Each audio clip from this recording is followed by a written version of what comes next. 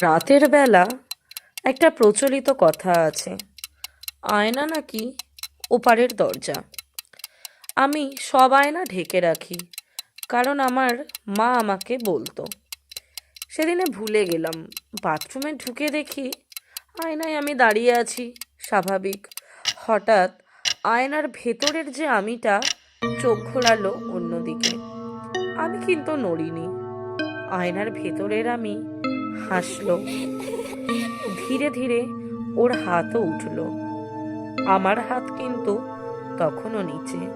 আমি চিৎকার করতে গেলাম, কিন্তু আয়নার ভেতরের আমিটা আয়নায় হাত ঠেকিয়ে ফিসফিস করে বলল, আজ তুই থাক, কাল আমি বেরোবো। লাইট নিভে গেল। পরদিন সকালে বাথরুমের আয়না ভাঙা। আর মা বলল, আজ তুই এত চুপ কেন?